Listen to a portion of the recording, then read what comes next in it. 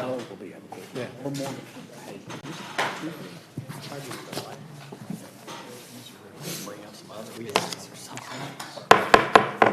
All right, I want to welcome you to the August 10th meeting of the Murfreesboro City Council. We're here at the Murfreesboro Municipal Airport, and if you'll bow with me, and then we'll stand for the Pledge of Allegiance. Father, Lord, we come to you today to ask you to give us wisdom, to give us guidance.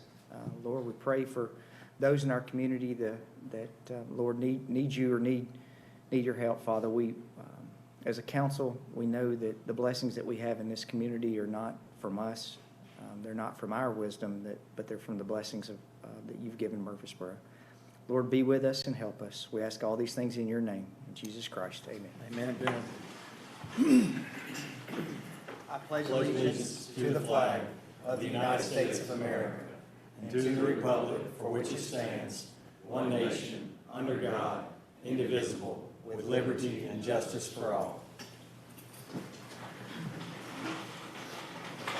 All right. You have your agenda in front of you, and we'll start with the Community Investment Program Funds transfer.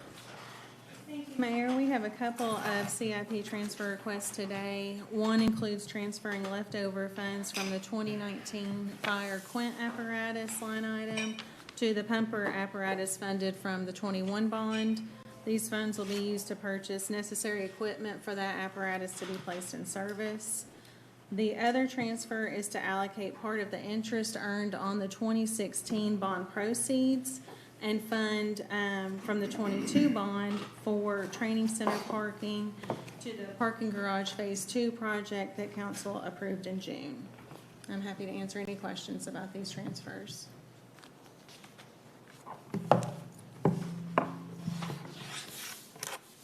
If there are no questions, I move for approval.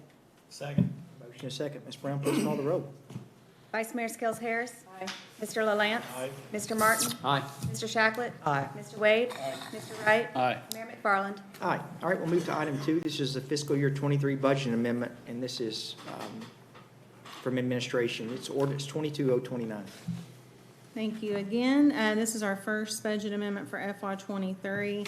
I laid out a corrected council communication and exhibit there for you. This is just to clean up the FY22 reserve balances that carry forward to this year's budget. Items carried forward for parks, fire, police, and economic development are included. In addition, we have grant funds and grant expenditures to budget for communications and community development. We're increasing communications grant revenues and expenses for a $100,000 grant that was received as part of the Comcast franchise agreement. And then community development's amendment includes $500,000 in grant revenues and expenditures for the new home grant that Mr. Huddleston presented to y'all a couple of weeks ago. The city's local portion, if you'll recall, is about $245,000 for that grant, and we're expecting to fund that from unforeseen. So this amendment has no impact on unassigned fund balance and will reduce the prior year carry forward fund balance. Again, I'm happy to answer any questions.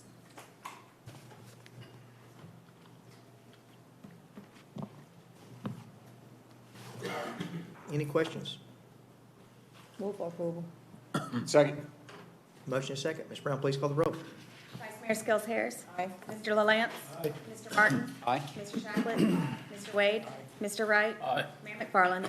Aye. All right, we now have the Murfreesboro Aviation Lease Extension Agreement.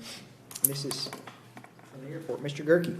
Hello, Mayor and members of the City Council. Today I bring to you a lease extension agreement with Murfreesboro Aviation. They're a business here that have been providing service for the last 11 years.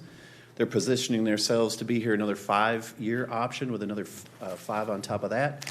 And we want to change their adjustment from a based on the CPI to a fixed 4%. So if you have any questions, I'd be glad to answer them. Mr. Gerke, with MTSU announcing that they're leading, is Murfreesboro Aviation plan on hopefully expanding, or what are they? Yes, absolutely. They're sharing some thoughts and conversations with us right now about how they could expand. They have some avionics and maintenance needs that seem to be growing. and need more space, so that is something that they are talking to us right now about. So moved. Second. Motion and a second. Ms. Brown, please call the roll. Vice Mayor Skels Harris. Aye. Mr. LaLance. Aye. Mr. Martin. Aye. Mr. Shacklet. Mr. Wade. Aye. Mr. Wright. Aye. Mayor McFarland. All right, you have item 4, settlement agreement for City versus Compton. This is a CIP transfer and settlement for the eminent domain case with Jerry Compton for the right-of-way and easement at 903 Memorial Boulevard. Legal reviewed and deemed the settlement to be the recommended course of action for the city. Any questions on the settlement agreement?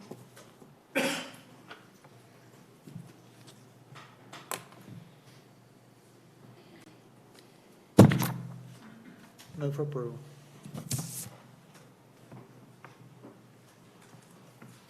Second. Second. Ms. Brown, please call the roll.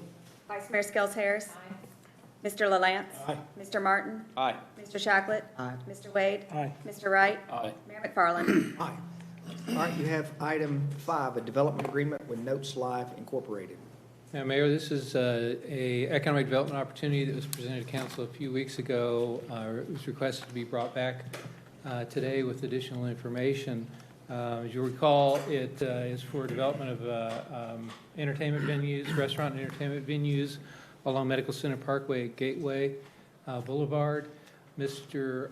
Mudd, one of the principals with Notes Live, is here, provide more additional information about the project and what's anticipated out there. And also, I believe we have some information regarding the traffic studies. The preliminary traffic studies will be done. A lot of the questions and a lot of the deep digging into traffic and other things will be done during the planning process. But with your permission, I'll turn it over to Mr. Mudd and allow him to explain the project in detail. Mr. Mudd. Folks, let me get this right. I appreciate the opportunity to come back before you today. One of the first questions I think might be asked is, why are we back? And so I come back to you today to share significantly more detail as it relates to the nature of the development agreement and to the concerns of traffic and noise that were both expressed by the City Council, but also by neighbors in the surrounding areas of the project.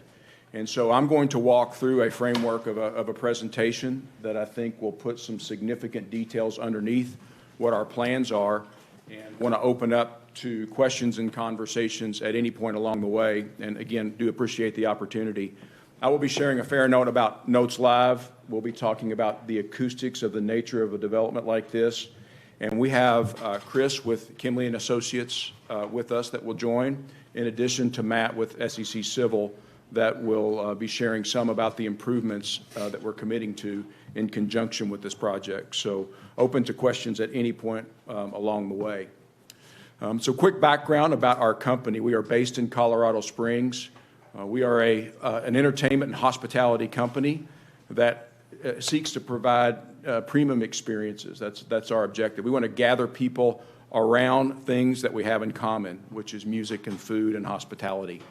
Our assets in Colorado today include Bourbon Brothers Smokehouse and Tavern, which is a 6-star Diamond Award-winning restaurant that is also a part of our project here, in addition to what is the Boot Barn Hall, which is a 15,000 square foot mixed use, but primarily seated music venue, typically seating between 480 and 500 participants for indoor concerts in Colorado Springs. Our campus is growing in Colorado Springs as we speak. We have the Boot Barn Hall and Bourbon Brothers, but we're also, and I'll talk a little bit about it, in the process of bringing the Sunset Amphitheater to the base of what I call Pikes Peak and the Air Force Academy there in northern Colorado Springs. Another asset that we have underway, and I would invite anybody from Murfreesboro. Murfreesboro reminds me a lot of where I live in Gainesville, Georgia. We're about halfway through the construction process of a development of a Bourbon Brothers Smokehouse and Tavern and Boot Barn Hall. This is the actual rendering of the building that is being constructed there that will be finished in the first quarter of 2023. and it is highly consistent with what our expectation is for the corner of Gateway Boulevard and Medical Center Parkway. The property in Colorado Springs is called the Sunset, and the idea is that we are going to start the concerts as the sun sets over America's Mountain, which is Pikes Peak, which you will see kind of over the left shoulder of the stage there. To the right shoulder is the Air Force Academy, which runs for 13 miles down I-25. We're right across from I-25 in that location. That amphitheater is anticipated to be an 8,000-person capacity with an investment of about $40 million, hosting approximately 50 to 60 shows per year, serving southern Colorado that doesn't have an asset like this. You have to go up into Denver and North Denver to gain access to this type of entertainment. And in addition to that, one of the unique pieces of that environment that we plan to bring here are the idea of a VIP fire pit suite. So we have 92 fire pit suites that have 8 seats, each with their own fire pit with table service for the venue. I'll share a little bit about how we intend to incorporate that into our concept here in Murfreesboro. So why Murfreesboro? Somebody asked me when I came in how many trips that I've made, and this is my 13th trip this year to the Nashville market. And we started looking in the general Nashville area for a number of different reasons. But after reviewing down the I-65 corridor and up in northern Nashville, frankly, just fell in love with Murfreesboro after we got an opportunity to sit here and begin to look also at its demographics, sitting at the juncture of 841 and I-24. It has a great music history, but it doesn't have access to high-quality produced environments for people to consume entertainment and concerts of this nature. One of the key reasons we want to be in Nashville is we have a long-term strategy as a company to monetize content centered around music. And what we mean by that is having the capacity to record concerts for acts that you might not otherwise be able to have the opportunity to see. One of the great examples would be the Bellamy Brothers. The Bellamy Brothers have a huge following online. They tour a little bit, but we anticipate being able to help them monetize their acts and at the same time bring additional revenue to our facilities by live streaming and creating concerts. So the term Live from Murfreesboro will be something that we believe will be consumed in every living room in the United States and frankly across the world. We're in discussions with the large content producing entities that you would know by name for the purpose of beginning to put together the contracts that would allow us to produce these events out of Boot Barn Hall and out of the Sunset on the Stones River here in Murfreesboro. So a quick overview of the property. The corner of Gateway Boulevard and Medical Center Parkway will have a Bourbon Brothers Smokehouse and Tavern and a Boot Barn Hall. Looks very consistent, if not almost exactly the same as the picture that you saw in Gainesville. And in addition to that, just down the road on Medical Center Parkway, we anticipate a 4,500-person Sunset Theater, and we'll call it on the Stones River. The Bourbon Brothers Smokehouse and Tavern will have the same menu as we have in Colorado Springs and Gainesville, Georgia. The hall will provide an indoor, table-seated music and event venue capable of serving 500 guests out of the kitchen, and that is table-seated. A little different than Colorado, we will have about 480 people seated on the floor, and we'll have 16 tables in a mezzanine level that will be considered premium seating, but service to all of the tables. One of the interesting things, I've got a couple of folks that have had interest in visiting our facility, and I've suggested that they go here at the end of August, where Shield 616 is partnering with a group from the Eagles Band to do a concert in our facility that also includes a fundraiser for the local police department's body armor that is necessary for them to be safe in specific events. Colorado Springs has experienced a lot of tragedies in that area, and we've been able to come alongside and help them do that through our facility. But it has been used for many other purposes as well, including the State of the State address by the governor, and the 250th anniversary of the city was done in our building on our campus from a celebration perspective. So we anticipate the Boot Barn Hall will have targeting a seated capacity of 4,500 people and with an investment of $30 to $35 million. And, when people think amphitheaters, 8,000, 12,000, those are very large crowds. What we're talking about here as it relates to that location is something akin to a large high school football game. So it's a little bit of a different scale. It's going to be a more intimate venue than what you might see if you were to go into some of the Nashville facilities or other facilities. And we will host Grammy award-winning acts from probably late April through October, what we say May through October. And it'll be an asset for other events such as graduations and other maybe drama-type uses that can be, effectively produced within the context of an amphitheater. It will have stadium-style seating and lawn seating. So it'll have a variance of pricing approaches, so it'll be an asset that's available to the entire community. You want to sit on the green and bring a blanket and sit down and watch a concert, or if you want to buy a fire pit suite and sit with table service, both would be available. So why is the development agreement important to Notes Live? I feel like that was one of the really key questions that we didn't effectively answer in our last visit to you guys. And the example that I can give to you is it's like going under contract on a house so that we can bring in the people to do the housing inspection and make sure that the elements that we understand to be true, we can put the money towards getting that done. So it provides us the terms to invest. You will see that we are making commitments to significant improvements in and around the site.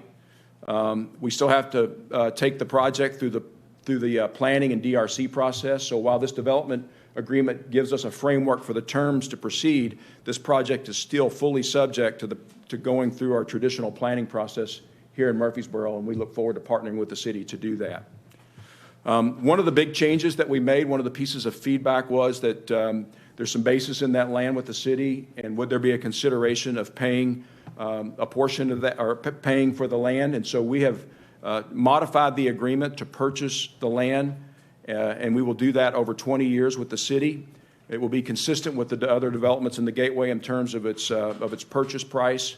We'll now be fully subject to property taxes because we will have the full 18 acres under our ownership. And we are also committed to specific use. So it's not a situation where we can take that land and begin to use it for any other purpose. We have in the development agreement specific hurdles related to the number of performances and the attendance at each of the performances, or it ends up tacking up to a market rate. We have also committed, we in partnership with the city, have completed some initial traffic studies. Chris will be here to represent that in just a moment. But we are committed to not only a full traffic study, but also a full traffic management plan. If you were to talk to your compatriots in other cities, a lot of times the focus becomes almost exclusively about the infrastructure, but you will find that the traffic planning is as, if not more critical than the infrastructure itself to a successful ingress and egress to a facility that's housing this quantity of people at any point in time. We are also committing to significant improvements on Medical Center Parkway, basically improving the turning and capacity for turning, the lights in the entire area surrounding our project, which we think will significantly improve the traffic flow when we have some of our larger events. One of the key things to note is that while it's a 4,500 person amphitheater, it's designed specifically to also host concerts that are more in the 1,500 to 2,000 range without feeling empty.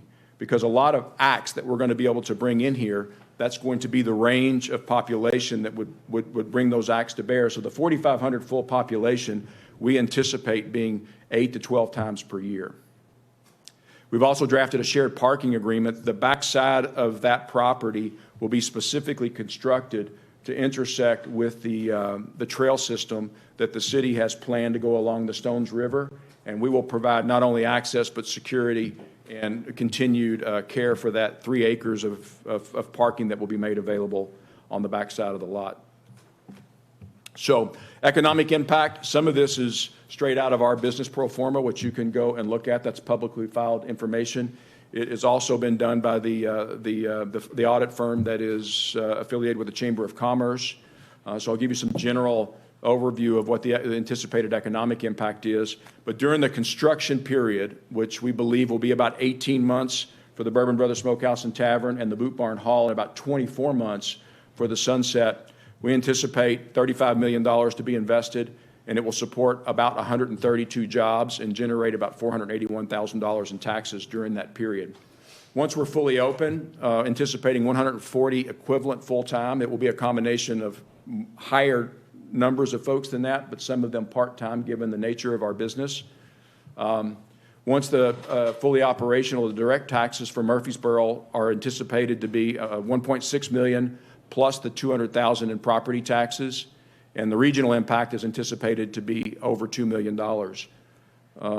Annual gross revenue of this facility for Notes Live will be between $32 and $35 million, and we'll draw visitors from the entire region. One of the things that we can expect is between 20 and 30% at a minimum of the tickets purchased for marquee shows will be done by people that live outside of Rutherford County. And for some specific shows, you might even see that number get up to 40 or 50. And so the restaurants, the hotels, and the other assets that the city already has in place will see significant benefit from this as well. And we believe we'll bring Live from Murfreesboro to every living room in the country. With that, I'll do a transition and ask Chris to come up from Kimley, and then after that will be Matt with SEC.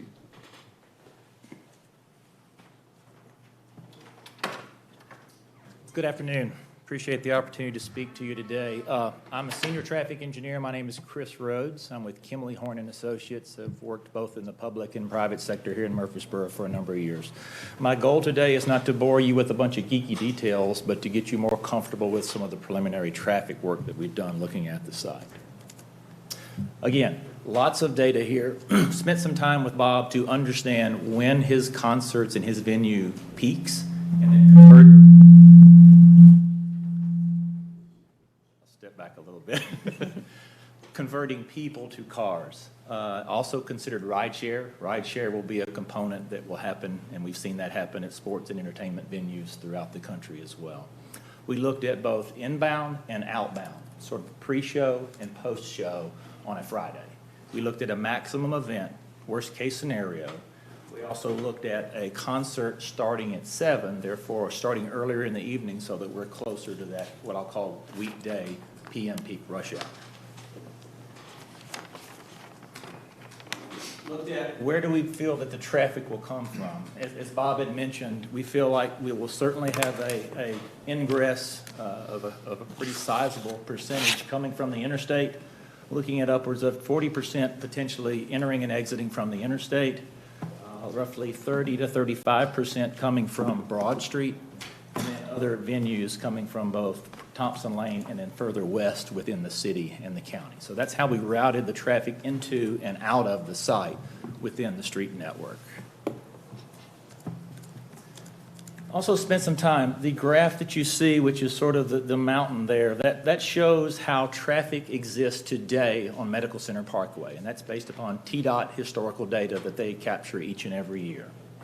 We also looked at, for a concert, when do we feel like the traffic will be entering the site and then exiting the site, and that's what you see in the dark blue in the far right there. And we also understand that in the past, this site has been looked at as a possible office park. And so we looked at what would an office park generate in terms of traffic. And that is your light blue number. So I think the thing to understand here is if the development were to continue and be an office park, we would be generating traffic throughout the course of the entire day. Whereas a concert, although it peaks, it will peak sort of on the back end of when we're experiencing rush hour traffic on Medical Center Parkway. Taking that a little bit further, again, the light blue is how traffic peaks throughout the day. What I'll call the green is if we put an office park on the site, how that traffic would be added. And finally, on an hourly basis, both ingress and egress, how that traffic sort of multiplies and adds to the existing traffic on the corridor on a Friday, per se. And then finally, Monday through Thursday or Monday through Friday. Again, if we have an office park, the smaller blue shows basically restaurant traffic that would happen associated with the development. The green shows what an office park would generate on a typical weekday, and then you see how that increases on a Thursday or Friday if we were to have a concert. So again, just trying to give you an understanding of current traffic and then how much gets added to the existing traffic volume on Medical Center Parkway. And then finally, if you're not yet bored with numbers, we'll show you a few more. We looked at the 5 to 6 p.m. hour before a concert venue, the 6 to 7 hour on a Friday before a concert venue, and then once a concert releases in the evening. So what you see in blue, and what I'll call royal blue, that is the percentage of traffic on Medical Center Parkway today. This represents traffic associated with the development, and then what I'll call the sort of the grayish color, that is the remaining capacity that exists on the corridor. So the corridor peaks during your PM rush hour between 4:30 and 5:30. So you can see how the percentage of traffic today and how that, coincides with what's left. So I guess the story here is you have remaining capacity on the corridor even when we have a concert venue on a Friday. And then obviously it gets a lot better when we get to 10 or 11 o'clock at night in the evening. I think another one of the things mentioned was hospital access, that being something that was mentioned earlier in the council meeting. Currently, the hospital has 5 points of access on Medical Center Parkway, Thompson Lane, and along Gateway Boulevard. So there are 5 ways to enter and exit the hospital. In addition to that, in conversations with city staff and some of the ambulatory staff, we understand that Wilkinson Pike is often used as a bypass, as a somewhat easier way to get to the hospital during peak conditions throughout the day. So there is access to the hospital. We don't feel like this project would overwhelm the ability to serve the medical community. Bob mentioned this earlier.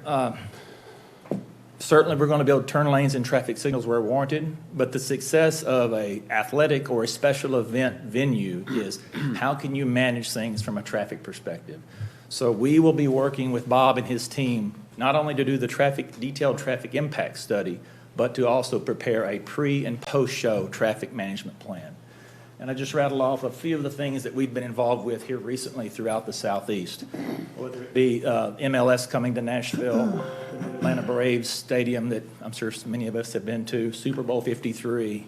I think our message here is we've got a robust history of having coordinated with special event and entertainment-related or stadium or sports-related venues to put together a successful pre- and post-game traffic plan for the project. I'll conclude with this. I think what we want to make sure we convey to you today is that we feel like Medical Center Parkway can be managed along with the traffic associated with this development. We also believe that this development does not trigger the need for the city to invest in converting that road from a 4-lane to a 6-lane facility with this project. Certainly the following items are needed. A detailed traffic impact study where we work with both engineering and planning staff to understand and get an approved upon traffic impact study. Mentioned earlier, a pre- and post-show traffic management plan.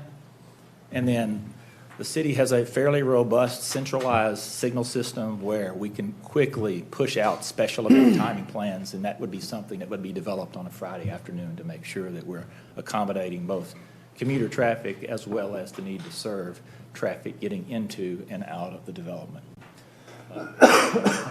That's a lot of data. I know that's a lot of data. I will pause for questions if there's a question before we continue. I have one question. What on your percentages of where the traffic is coming from, and you mentioned Wilkinson Pike being used for the hospital, what level of traffic did you add to Wilkinson Pike since it terminates? It's Gateway Boulevard, right? What level of traffic did you add to Wilkinson Pike? We did not add any of the development traffic. We assumed a conservative approach of our traffic is going to use Medical Center Parkway, to assume a conservative approach. You're assuming that nobody's going to use Wilkinson Pike to get to this venue in your traffic study? I think you could safely say that there will be some locals that will use Wilkinson. I'm a local. I live in Brentwood and travel to this area frequently to shop, but even as a traffic engineer, I still use Medical Center Parkway. But I think it's fair to say some might want to use Wilkinson Pike. But we wanted to be conservative. Let's assume worst case scenario. All of our development traffic decides to use Medical Center Parkway, and we feel like we can accommodate that. What would a detailed traffic impact study have What are we going to have in addition to what you've provided with us so far? What is? Yes, sir. So we would meet with both planning and engineering and set the scope of the study. And so I'd like to say we will drill down into each intersection and determine, do we need additional turn lanes? Do we need additional signal phases? Do we need an additional signal at a location? So it is a very detailed look at both the corridor in front of the development as well as each of the individual intersections that we would push traffic through. Preliminarily, our study was going to go all the way out to the interstate and all the way to the east to Broad. So it's a pretty sizable scope of what we're going to look at from a detailed perspective. With that detailed perspective, would that take into account Wilkerson Pike? If you as the city or engineering or planning feels that Wilkinson Pike is a concern, yes, we would certainly look at Wilkinson Pike. What's the correlation between the on-site parking for the venue versus the traffic plan and the impact on traffic? I was at the Nashville Soccer Club this past weekend for a game, and obviously they cannot accommodate enough parking there for that site. So I would say each site probably has its own unique challenges as far as traffic getting in and out and the study. But just based on your experience, it appears that there's pretty good parking available at this site. Will you comment about that related to the traffic plan and the study, just from your experience? So I'm going to make an assumption, and Bob, if I state this incorrectly, be sure to correct me. I would assume that the development would be required to park what they need on site. That would be my understanding. And you mentioned Geodis Park. That's the fairgrounds in Nashville. One of the challenges with that project is it does not sit within the CBD of Nashville where we have structured parking everywhere. And again, that's the largest MLS stadium in America, and it's 30,000 people. Yeah. And they've gotten phenomenal numbers since they've been in process. Okay. Yes, ma'am. In the information you have submitted to us to review and what you've said today, so we are anticipating the crowd to start at approximately, I say 5 to 7, as far as the crowd coming into the venue. So I've taken a few notes here. So what you're saying your plan is you're going to develop a right turn on Gateway off of Medical, and you're going to have an extra left-hand lane to Medical Center Parkway. Are those two things correct? I believe that is what is structured within the agreement, but I would add that the traffic study would validate the need for that, yes. Ms. Madeline, after you're done asking these important questions, we're going to go over and show you exactly what we've already committed to inside the development agreement, and those will be considered minimums. The traffic study that Kimley Horn will undertake after this, Okay. we may have to do something more. Our turn lanes may have to get longer.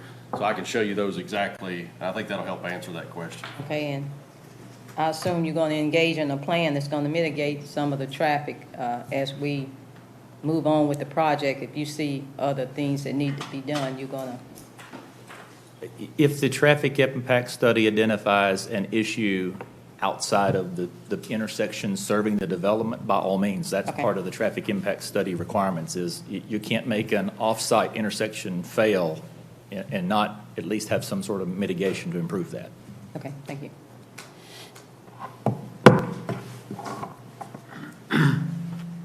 Any questions? All right, Mr. Taylor?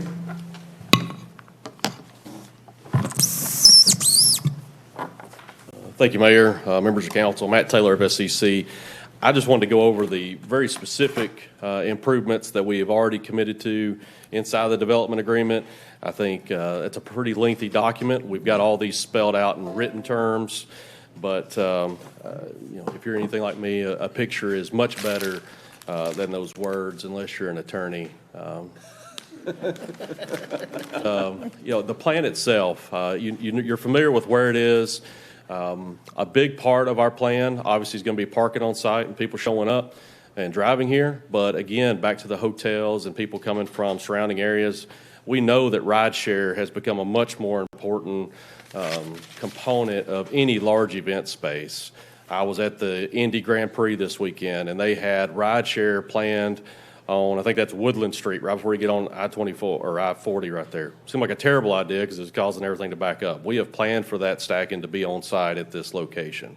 I believe we anticipate about 20% of our participants or our visitors to come through rideshare at this location. So it's a very important component of our plan. We also do anticipate that there will likely be some off-site parking in our largest events. Our parking on site will be able to host all of our restaurant parking as well as anything that goes on inside of Boot Barn right there. It's the largest sellouts of the amphitheater that we would need off-site parking for this. So that would be that 8 to 12 times a year that Mr. Mudd mentioned earlier. We have talked to the city. I think the development agreement also mentions this, that we could possibly utilize some overflow parking in city property on the east side of the fire hall. And they would access that through a couple of different pedestrian ways shown here in the yellow. Specific improvements that we have already committed to inside of our development agreement, we've estimated these to cost in the realm of $1.5 to $2 million. Each of these individually, we'll start on the west side. So we'll be constructing an additional right turn lane along Medical Center Parkway onto Gateway Boulevard. And then we'll also be constructing an additional left-hand turn lane on Gateway Boulevard onto Medical Center. That will obviously require some modifications to signals, as well as probably some accepting lanes at the nose of that median out in Medical Center Parkway as well. So we'll be undertaking these. On Medical Center Parkway itself, our central access, which will line up into what many of us probably say is the main entryway into the fountains. We'll be constructing a right turn lane along Medical Center Parkway. We'll also be constructing a left turn lane along Medical Center Parkway into our site. And then the easternmost access, kind of the back door into the fountains today, we will be completely installing a new signal. This access has always been planned to be a signal. You can see the striping out at the fountains. They've actually preserved a through lane for this future roadway on this side. And so we will finish that signal with our project. We'll also be restriping to add a left turn lane along Medical Center into this new access. We'll be completely constructing about 300 to 400 feet of new private street along this access point. This will also connect into Raffa Lane, which the Swanson family constructed 2 to 3 years ago to the east of this project that feeds back to the fire hall. And then we'll be constructing an additional right turn lane along Medical Center Parkway to access this new road. And then the city, as you all know, will be constructing several new improvements along Medical Center. Those were being broken up into a couple of phases. Phase 2 stretches from basically our eastern access point all the way back to Thompson Lane. That would take that to a 6-lane section. And then from our eastern access point back to Broad Street will be Phase 3.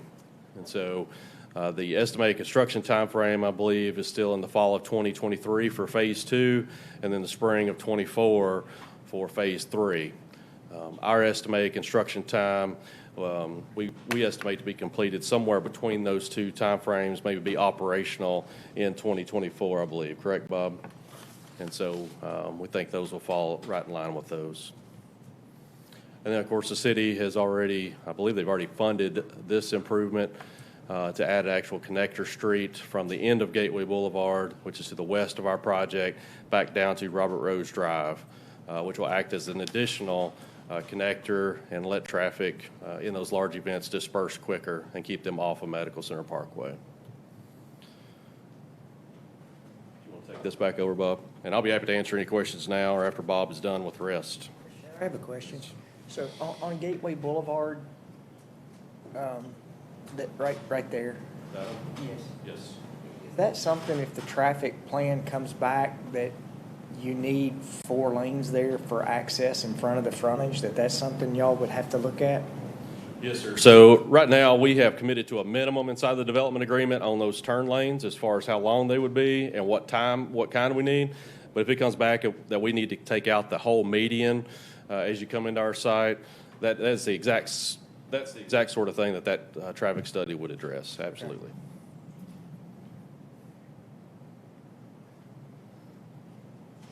Anything else?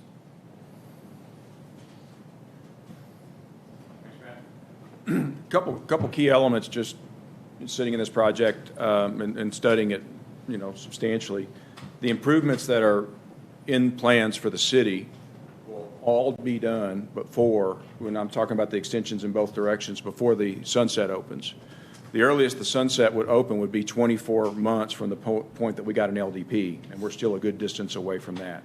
So from a time frame perspective, I think that's a good time frame for those improvements to be made, given that the current assessment is that the current infrastructure could accommodate it, but with just a little bit of capacity left, and that would end up bringing substantial additional capacity to bear. The next piece is, to some of your all's question, and yours specifically, Rick, is the new the detailed traffic study. The city has submitted to us 12 specific locations in our area that they want detailed traffic analysis for the purposes of developing strategies to manage traffic in those intersections. So we've committed to the specific intersection, to do a study to the specific intersections that would be cause of concern or maybe potential need for future improvements. Another point of emphasis is, after our last meeting, I have met with some, if not all, of the surrounding neighbors. I will also share with you guys that obviously the hospital is not just a concern to the hospital, but it's a significant value to us that we're good neighbors to the hospital. We wouldn't open an amphitheater that became something that in any way disrupted one of the more critical assets to the city. And I have provided all of this relevant information to the city a little over a week ago, or last week, so that they had access to the same information that I did and have had some level of detailed discussions with them. Hospital? You said city. You meant hospital. To the hospital administration, the leaders of the hospital administration. One of the concerns that there was a level of specificity that was desired to get our arms around was acoustics. And I am not an expert in acoustics, but I've become quite familiar as it relates to these amphitheaters, walking through a number of these projects around the United States at this stage. And we have engaged for this project a group out of New York City called Listen Consultants, LSTN. They are expert acousticians. They do a lot of work in urban and suburban areas, and have been a resource to venue operators like Live Nation in multiple markets. They've done an initial study here. What you'll see here is 3 mitigating strategies that we have as it relates to the sound that's going to come from the outdoor venue. And there are 3 areas that we are focused on. One is physical mitigation. The second is electroacoustic mitigation, and the third is operational mitigation. The current site plan is very specific to orienting the distribution of sound, of which I will show you a specific map on how that sound distribution will travel as it relates to this site. But in particular consequence is what would happen with the construct of this as it relates to the impact on the hospital, which is almost 1,500 feet away from the back of our stage. And so the first level of strategy that we've implemented is the positioning of the stage towards the Stones River and a golf course. For a suburban environment, you almost couldn't have a better scenario than being able to direct this towards what is the golf course, some sound mitigation, vegetation, and beyond that, a retail area instead of a housing area.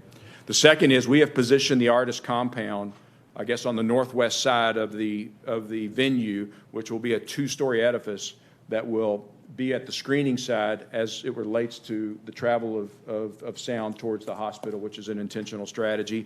And then we're going to raise the rake bowl seating. You're going to see the seating come up, and when I show you the electroacoustic approach, you'll understand why that's critically important.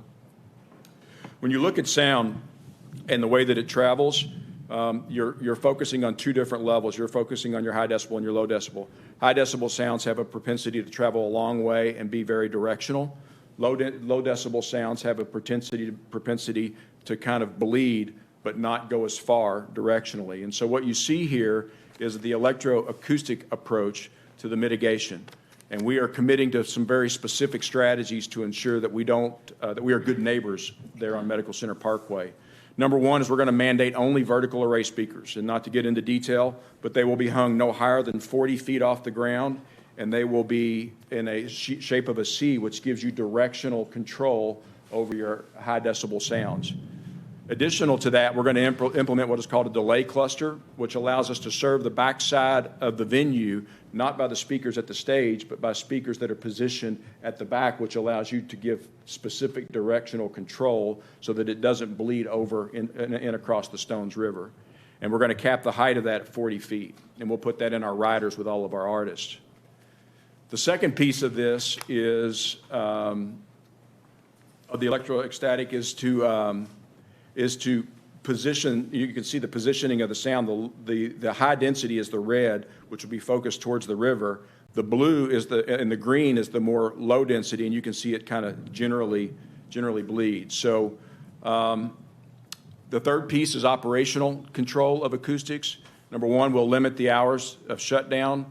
We will incorporate sound detection systems. We have not, covered this base with the hospital, but we would commit to putting an electroacoustic device, sensing device at the hospital to make sure that we do not exceed the acceptable limits of the city. And we will include these limits in our contract, which is a typical practice in this industry. So to give you a sense, this is the initial modeling done by Listen Consultants. Without any variance to code, St. Thomas would typically fall in the 70 dB limit. And given the way the code is written in Murfreesboro, that it is considered a sound-sensitive zone, it would go down to 65 decibels. So you would see on a typical concert, which is what's modeled here with a traditional sound system, that with mitigation, as designed, the sound at the hospital would resonate at about 61 decibels at where the hospital building starts. And to give you a sense, this is straight out of the Peterson and Gross, which is a standards-based use of sound. That would be equivalent to riding on the inside of a car at 50 miles an hour or being in a large store like a Home Depot. So that would be the level of sound that would travel into the reverse side of the venue at the hospital. So this is a lot of technical stuff. Any questions as it relates to that?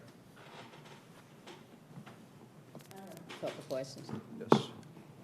I've been studying a little bit the sound ordinance for the city, what we Yes. have, and your project is going to be in what we call a noise-sensitive zone, which includes hospitals, schools, churches, and everything. On the slide you just presented, how many decibels did you say your theater is going to, as far as sound, is going to have? 1,500 feet to the rear of it would be 61 dB at its height. Right. Okay, and that will be in line with our city ordinance. If your sound happens to exceed the decibels that we have in our city ordinance, we have a process that we go through, which we probably won't go through because, what you presented, it sounds pretty reasonable. But as far as your whole project, and looking at your sound, looking at your traffic, and you have addressed very well all of these things very clearly. I was a little confused, but now I'm very clear on it, and I appreciate that. But with your plan that you have submitted so far, I assume this is going to be the plan. Would you be willing to give us a complete plan so we'll have a way of measuring in writing what you say you're going to do? And if something goes wrong or it's not to our satisfaction that's in your plan, would you be willing to fix it? Absolutely. So 2 dimensions of this, and I've had the discussions with Gordon. We are getting ready to invest a significant amount of money into a project, and we do not want to start with being anything but a collaborative neighbor. And with an asset as important as a hospital, whether it's ingress and egress or sound or any other potential impact, we are going to be proactive in working with our neighbors to address those concerns. Now, to your specific question as it relates to acoustics, we will place, which is a traditional practice, sound detection devices at our perimeter.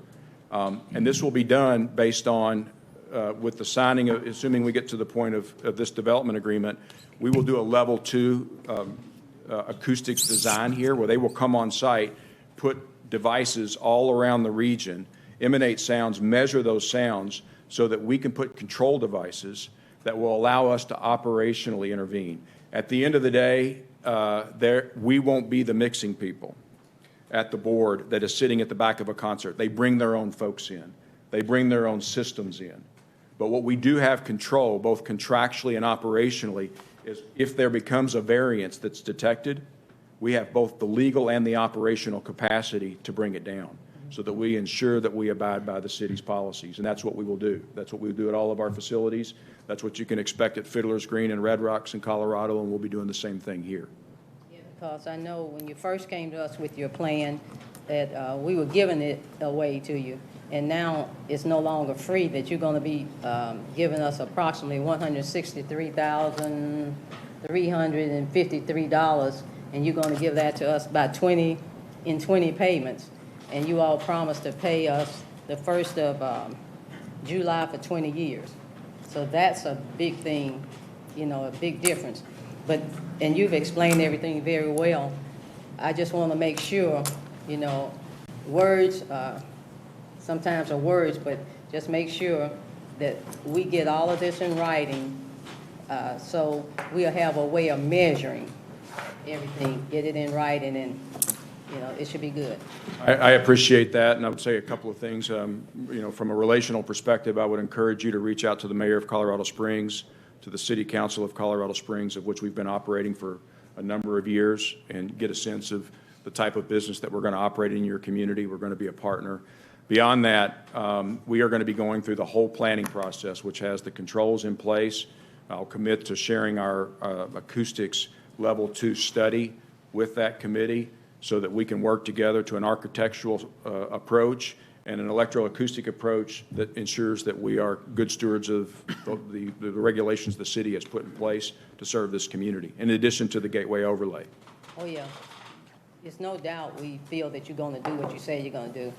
Just from a business standpoint, I'll be satisfied when it's in writing and signed by both parties, and that's a good thing.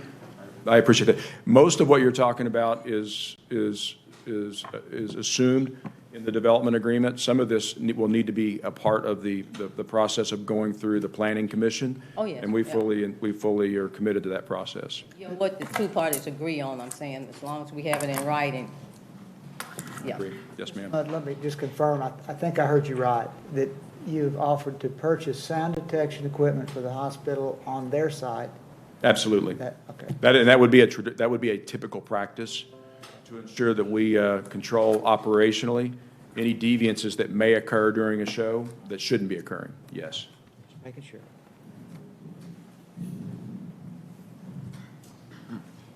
So in closing, I'll say what I've already said to a degree. We adjusted the economic terms based on some feedback. We proceeded with an acoustic study, a level 1 acoustic study. We've met with many of the neighbors, some that are in this room, to understand their concerns. I've shared the information related to acoustics and related to traffic to each of those that I have spoken with. And we're working with traffic consultants. I've got the agreement that we have agreed to in hand that was predominantly driven by the administration's desire to understand the impact of traffic and for us to work together to plan at a macro level. And we look forward to partnering with the city of Murfreesboro and having leadership here that is collaborating with you, not just on a business, but on helping Murfreesboro improve the life of the city for the people that live here as well, because it's going to be a very valuable asset, in my view, going forward for the city. So I'll pause with any questions. Any questions for Mr. Mudd? I appreciate you all a great deal. I've found some friends in Murfreesboro, and I've also found even folks that have some questions and concerns to be fantastic to work with. So we appreciate the opportunity. Thank you.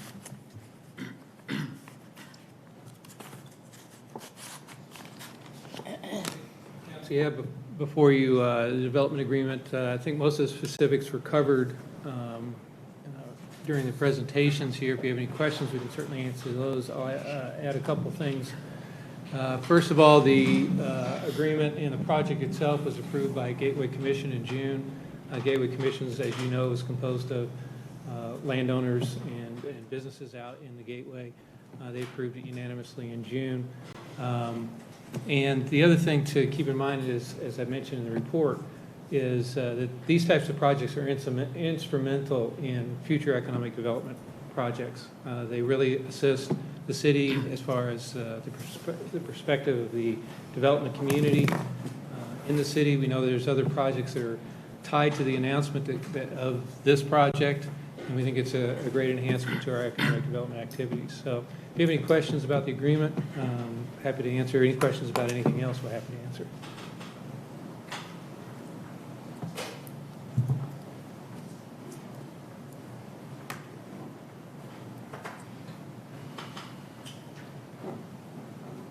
Just to be clear, if we approve the development agreement, this still has to go through the planning process. It has to go through site plan approval, which means that the transportation plan, all of those things still have to be approved before this can ever proceed. Right. Like with our other development agreements, this sets the basic parameters of the deal, but there's still contingencies in the agreement. They have to comply with all of our code requirements, planning requirements, the contingencies that are in the agreement itself. So this is the first phase, and as Mr. Mudd mentioned, it's the first phase in a large economic development project that allows the developer to have the confidence to go forward and spend a substantial more amount of money that is necessary to comply with all the city's requirements. Kurt, are you all looking for us to vote on this action item today? We are, yes. And I'll make just some brief comments as we move towards that process. The three biggest things I remember hearing when we talked about this last time were discussion about the value of the land, the use of the land, the city site, traffic, and the noise, both from the presentations we've had today and then a separate meeting I had with Mr. Taylor and Mr. Mudd. I feel much better about all of those things. I have seen an effort for all of those things to be mitigated, and just from my eyes, I've got a better understanding of how that looks and can work. But probably the most important thing to me was seeing Mr. Mudd's effort to engage with those adjacent landowners and his commitment to make sure that, obviously they want to do well on the site, and we would want them on the site, but to make sure that others are not impaired in that process. And so I feel good enough about that to move forward to let the Planning Commission and ultimately City Council work through that piece. Just contextually, I wanted to add that to the discussion, so I'm fine for us to vote on it whenever we're ready. I can make it a motion. I just want to give everybody a chance to talk if they want to. Well, I agree that there's been a lot of effort to add a little bit of, clear the fog a little bit in the discussion. I appreciate my colleagues, by the way. Each of us had concerns, and I feel like that we've ended up with a better product because of people's concerns and the process that worked to refine it a little bit more. There's still some sharpening of the pencils and details to be added, but I think we're moving in a positive direction. And if you're, I'll move to the agreement. I'll second it. All right, motion is second. Ms. Brown, please call the roll. Vice Mayor Skels Harris. Aye. Mr. LaLance. Mr. Martin. Aye. Mr. Shacklet. Aye. Mr. Wade. Aye. Mr. Wright. Aye. Mayor McFarland. Aye. All right, we'll move to the June dashboard. Any questions for Ms. Tucker?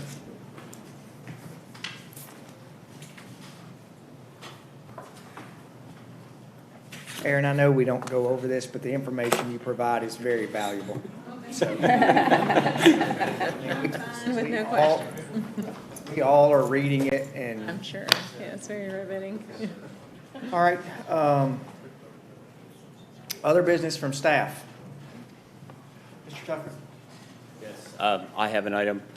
Mayor and members of council, I am requesting your approval to file a lawsuit on the city's behalf and on behalf of the people of Murfreesboro against the owners and operators of Middle Point Landfill, specifically BFI Waste Services of Tennessee, Republic Services Incorporated, and Republic Services of Tennessee.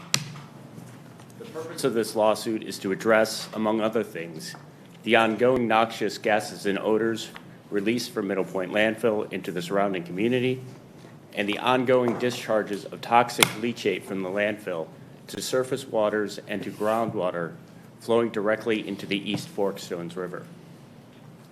These problems constitute both a public and private nuisance, and in the lawsuit, the city would be requesting abatement of the nuisance, damages, and other appropriate relief. The city would be also seeking damages stemming from Republic's negligence in operating the landfill, and for breach of its agreement with the city regarding the discharge of pre-treated leachate into the city's sewer system. In addition, I request your approval to amend the federal complaint to include claims under the Federal Clean Water Act, the Federal Solid Waste Disposal Act, and the Federal Clean Air Act once the 60-day statutory notice period to defendants, the U.S. Environmental Protection Agency, and the Tennessee Department of Environment and Conservation has expired, and your approval to add additional claims consistent with the objectives of this lawsuit as recommended by the city's outside legal counsel. Funding for this lawsuit is included in the legal department's FY 2023 budget, and it is my recommendation as city attorney that city council authorize these actions. Any questions for Mr. Tucker? If there are none, I move for approval. Motion and second. Ms. Brown, please call the roll. Vice Mayor Skels Harris. Mr. LaLance. Aye. Mr. Martin. Aye. Mr. Shacklet. Mr. Wade. Aye. Mr. Wright. Aye. Mayor McFarland. Aye. All right, I skipped over payments of statements. Do we have any statements to be paid? We don't have statements, but we do Okay, have beer. Some license, okay. Beer. Can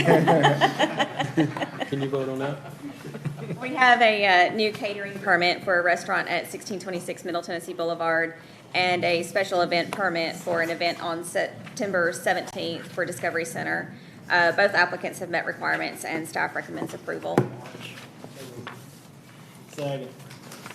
Before we vote, can I make a comment real quick? So one of these items on here, we had a lot of debate about and discussion with similar ownership, and there were some challenges with that a couple of years ago. I just want everybody to know that I didn't miss that, and so I'm going to vote in support of it. I just want you to know I didn't miss it. It wasn't on the information either. The same stuff was not on the information. Yeah. So let them know. Just let you know I'm watching. Always, always, always. Always.